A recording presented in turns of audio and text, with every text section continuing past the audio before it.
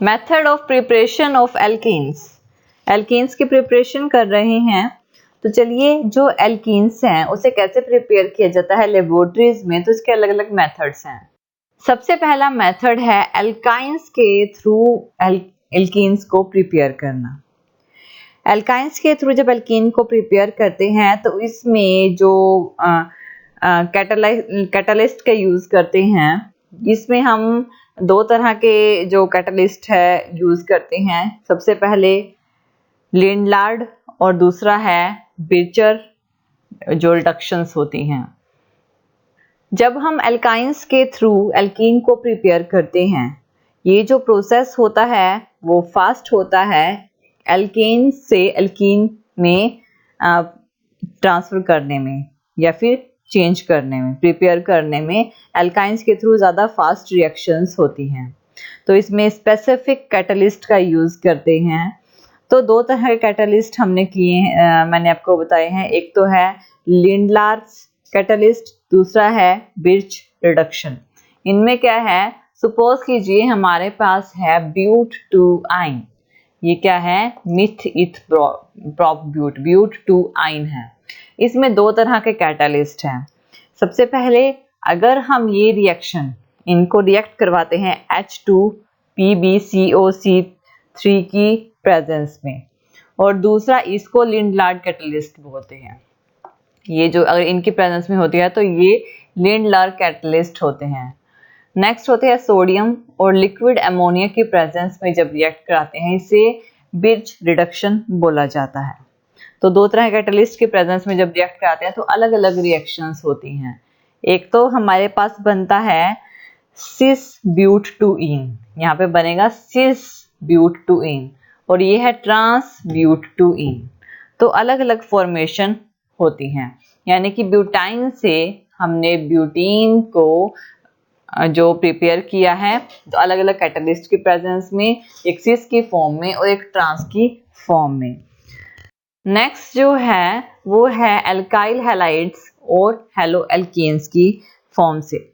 अब इसमें हम जो कैटलिस्ट का यूज करेंगे KOH, जो कि स्ट्रॉन्ग बेस होता है, इसका यूज किया जाता है। इसमें एल्काइल हैलाइड जो कि हेलोजन होता है, जो कि फ्लोरीन, क्लोरीन, ब्रोमीन, आयोडीन हो सकता है, इसको हम X सिंबल से रिप्रेजेंट करते हैं। ये हमारा एल्काइल ग्रुप है जिसके साथ हेलोजन जुड़ा हुआ है, यानी कि ये एल्काइल हैलिडी है। तो इसको हम KOH की प्रेजेंस में रिएक्ट कराएंगे। तो इसमें क्या होता है कि ये जो हाइड्रोजन का बॉन्ड है ये टूट कर यहाँ पे डबल बॉन्ड बन जाता है, और ये वाला बॉन्ड टूट कर यहाँ से X सेपरेट हो जाता है। यानी कि यहाँ पे क्या होगा, K और X सेपरेट हो जाएंगे, और H2 ये वाला हाइड्रोजन भी सेपरेट होगा, H2O सेपरेट हो जाएगा। तो यहाँ पे हमारे पास क्या प्रिपेयर होगा, एल्कीन प्रिपेयर होगा, KX और H2O सेपरेट हो जाएंगे। फॉर एग्जाम्पल हमारे पास है आयोडो इथेन, जो कि एल्काइल आयोडाइड है, यानी इथाइल आयोडाइड। ये क्या है, मिथ इथ, ये एल्काइल ग्रुप है ना, तो इथाइल हैलाइड।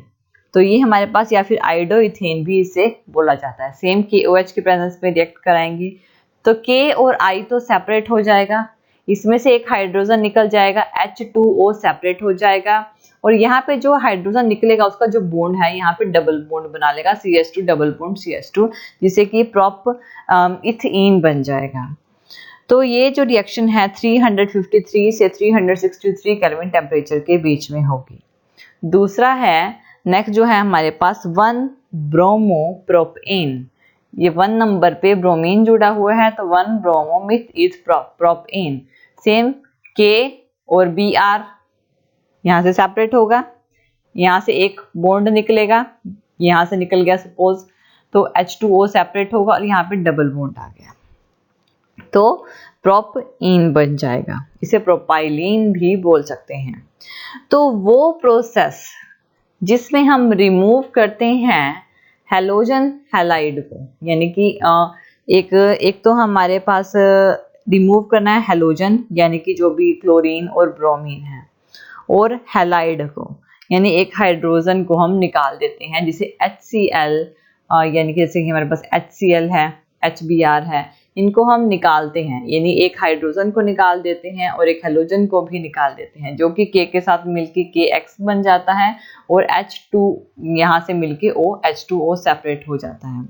तो वो प्रोसेस जिसमें हम हेलोजन हैलाइड को रिमूव करते हैं हेलो एल्केन्स में से, जिससे हमारे पास एल्कीन्स बन जाते हैं, ये वाले एल्कीन्स फॉर्म होते हैं। और ये जो प्रोसेस होता है, इस प्रोसेस को डीहाइड्रोहेलोजिनेशन कहा जाता है। नेक्स्ट जो है, इसमें जो आयोडीन है, इसका जो प्रोसेस होता है, ये एक पर्टिकुलर फॉर्म में होता है। डीहाइड्रोहेलोजिनेशन में डिफरेंट एल्काइल हैलाइड्स होते हैं सेम एल्काइल ग्रुप के साथ, और डिफरेंट हेलोजेंस होते हैं, जिसमें आयोडीन की सबसे ज़्यादा रिएक्शन होती है, फिर ब्रोमीन की, फिर क्लोरीन की।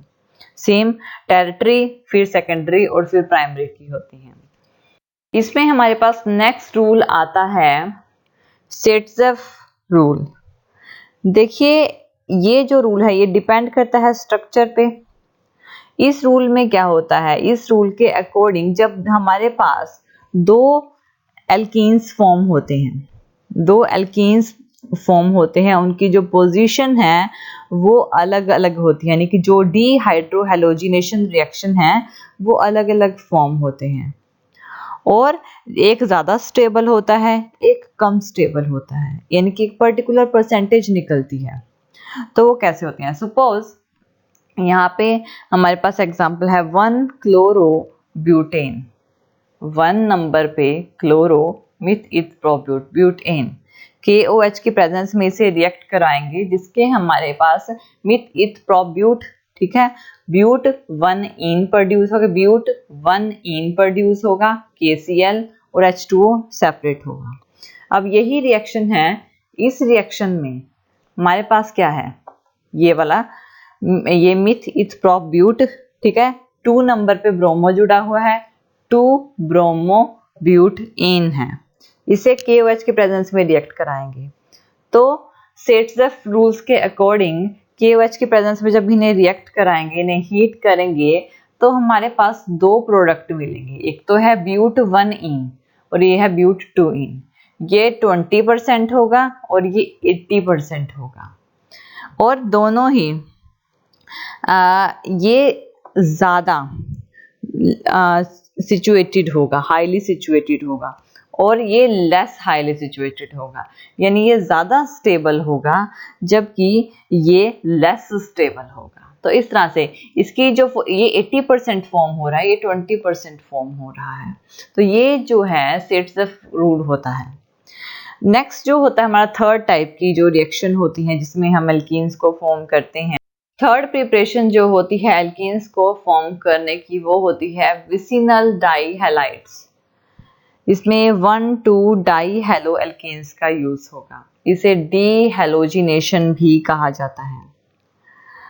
अब विसिनल क्या होता है? विसिनल क्या होता है कि ये इसमें दो हैलोजन जो होते हैं वो जुड़े हुए होते हैं, सेम टाइप के लगा लीजिए, वो जुड़े हुए होते हैं हमारे एल्केन के साथ।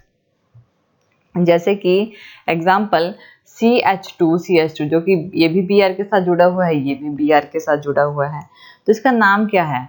1,2 डाइब्रोमो, ये क्या है? मिथ इथ इथेन। जिंक की प्रेजेंस में और CH3OH की प्रेजेंस में जब इसे रिएक्ट करवाते हैं तो इथीन सेपरेट, यानी CH2 double bond CH2 separate हो जाएगा और ZnBr2 सेपरेट हो जाएगा। सेम यहाँ पर ये वाला स्ट्रक्चर, ये है 1,2 डाइब्रोमो मिथ इथ प्रोपेन है। जिंक और CH3OH की प्रेजेंस में रिएक्ट कराएंगे तो मिथ इथ प्रोप, यानी कि प्रोपीन बनेगा और ZnBr2 सेपरेट हो जाएगा। वो प्रोसेस जिसमें हम रिमूव करते हैं जो हेलोजन के मॉलिक्यूल्स होते हैं, यानी डबल होते हैं, यानी Br2 हो सकता है, Cl2 हो सकता है और I2 हो सकता है, उनको हम सेपरेट कर देते हैं, उसको ही डीहैलोजिनेशन कहा जाता है। थर्ड जो होती है, फोर्थ टाइप की जो प्रिपरेशन होती है, वो होती है मोनो हाइड्रिक अल्कोहल, यानी कि एक एल्काइल ग्रुप में एक अल्कोहल ग्रुप जुड़ा हुआ होगा, इसी वजह से इसे मोनोहाइड्रिक अल्कोहल बोला गया है।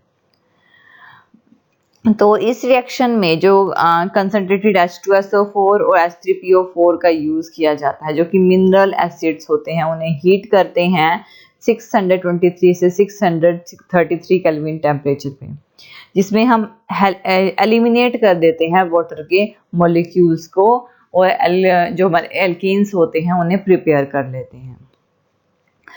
तो इसी वजह से इसमें जो एसिड, मिनरल एसिड का यूज किया जाता है, इसी वजह से इसे एसिड डिहाइड्रेशन ऑफ अल्कोहल भी बोला जाता है। जैसे कि हमारे पास है यहाँ पे OH ग्रुप, जो कि अल्कोहल ग्रुप है, ये अल्काइल ग्रुप के साथ जुड़ा हुआ है, तो ये अल्कानोल है। कंसंट्रेटेड H2SO4 और Al2O3 का इसमें यूज होगा, जो कि मिनरल एसिड होते हैं, और जिससे हमारे पास एल्कीन और H2O को सेपरेट कर देते हैं। एग्जाम्पल है मिथ इथेनॉल है, ये 1 डिग्री इथेनॉल सेम H2SO4 की प्रेजेंस में रिएक्ट कराएंगे CH2CH2, मिथ इथेन प्रोड्यूस होगा, H2O सेपरेट हो जाएगा। ये क्या है? Meth eth prop,